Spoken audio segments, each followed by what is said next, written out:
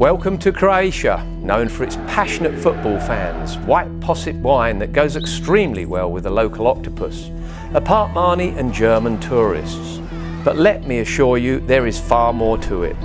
We are just outside Zadar, a Roman pearl on the beautiful turquoise Dalmatian coast. But we're not here just for the hundreds of islands and tasty sea urchins. We are here for something much more interesting. To be more precise, right now we are stood on Punta Scala with the most amazing, exquisite collection of classic motorcycles you can imagine. Y durante los siguientes días nosotros vamos a rodar por algunas de las mejores carreteras del mundo. There's twins, triples, 4 cylinders, 6 cylinders, 2 strokes, 4 strokes, right shift, left shift, all real icons of almost 3 decades of motorcycle history. So let's check out what we've got here.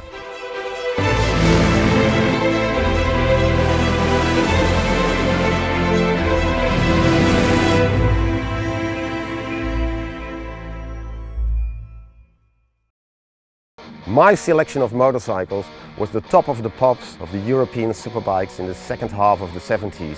In those years, the European motorcycle industry was still standing proud before getting completely overruled by Japanese dominance in the 80s. So it's 4 fantastic motorcycles, but in my garage there's room for only one of them.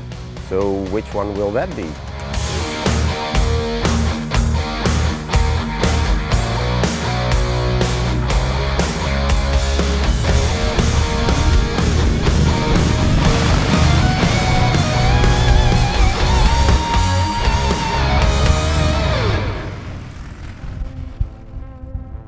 Well, that was a nice day at the office again, wasn't it? I don't know, I've never had a day in the office, so I wouldn't know. But what I do know is we've had perfect conditions again, lovely roads and very interesting motorbikes. It doesn't get any better. Even better is that all the good roads are being subsidized by European communities, so our tax money is well spent, isn't it? Yeah, absolutely. And then the bikes we've got here, there's 4 of them, 4 superbikes of the late 70s, European superbikes. These were the bikes to have, and although nowadays, according to nowadays standards, these bikes are not really powerful because, well, nowadays bikes have twice the power, 3 times the power. Still, they are bikes for real men, which is not a really good thing when we have Alicia around. So can you deny that cliché that it's bikes for real men? Did you like them? Sí, son motos muy grandes que parecen para hombre, pero que también podemos llevar las mujeres. Y no ha sido tan difícil como pensaba.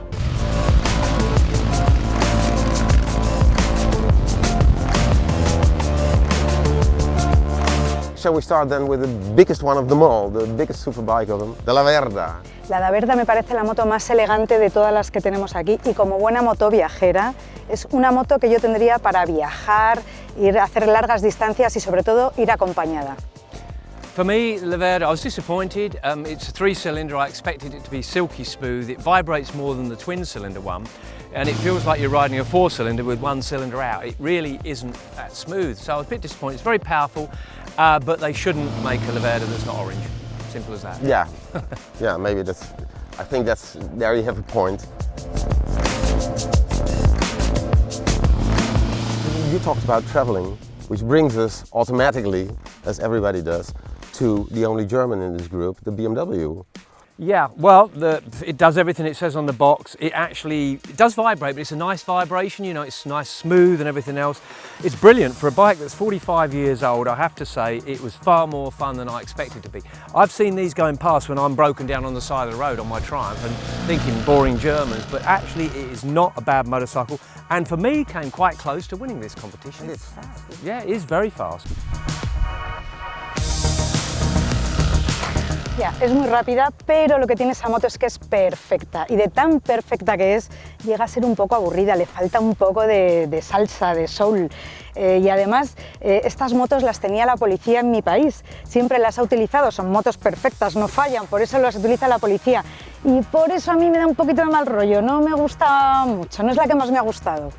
So can we say that it has character because it's a German character? It's a strange way of comparing these Italian beauties with the gentleman's German. I think what you'd say is that if you wanted to go somewhere and you needed to get there desperately, then you'd take that. If you wanted to go and have a lot of fun, you'd maybe take one of these. So, and it was always worth the investment, yeah, that one, wasn't it? Good product, good product.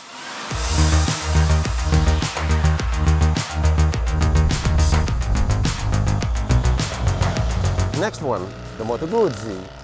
Ah, la Moto Guzzi. Os voy a contar primero una broma que contamos en España, que es que la BMW con su motor característico boxer es como una mujer con el pecho muy grande, pero caído. Y sin embargo la Moto Guzzi es una mujer con el pecho bien lustroso y bien arriba. Es una broma que hacemos.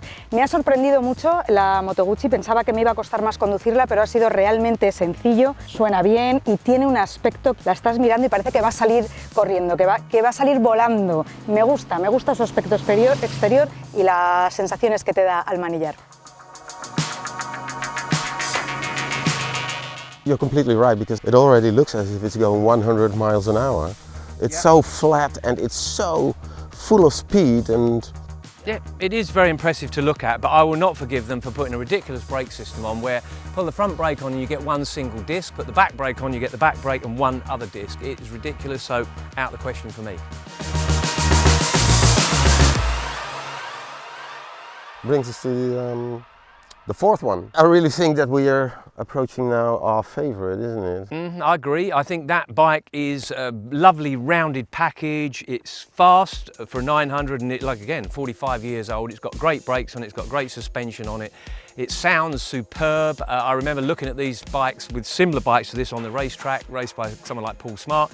Loved it to bits, and I've become a Ducati fan over this whole period. I didn't like the things before, but I'm starting to love them. A mí también me ha gustado mucho la Ducati con su motor Desmo en L, pero sobre todo me ha hecho sonreír cuando la he arrancado. Tiene un sonido que te llena todo el cuerpo, y luego es una moto súper divertida en carretera, muy fácil de conducir y que tiene unas grandes prestaciones. Me ha encantado, para mí es mi favorita. I might add something that might not be very cheerful for all the Ducatisti in the whole world, but in a way it sounds, when it's doing tick over, it's a bit like a Harley Davidson, isn't it? Heartbeat. It's heartbeat, isn't it? Don't ruin the day. No, really, I think the Ducati, for us, for a start, all three of us agree completely. So, yeah, congratulations to Ducati. So we have a favorite, and that's the Ducati Dharma. The Ducati Dharma is the more rational tour sports version of the legendary mid-70s Ducati 750 and 900 Supersport models, mostly nowadays on sale at auctions. The Dharma has all of the Ducati breathtaking characteristics of the 70s, specifically the big air-cooled L-twin engine with a typical bevel drive. Although bevel transmission is a horsepower and maintenance-consuming way to drive the Desmo train in the cylinder heads, it adds to the charm of a pure mechanical motorcycle engine from the Borgo Panigale factory. A motorcycle with a heartbeat, 65 horsepower and the usual Italian quality chassis.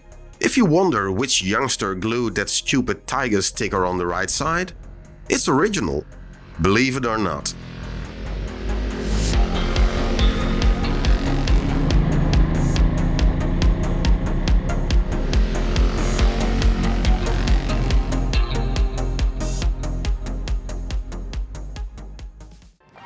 He elegido 4 motos italianas que harán que tu corazón lata mucho más fuerte.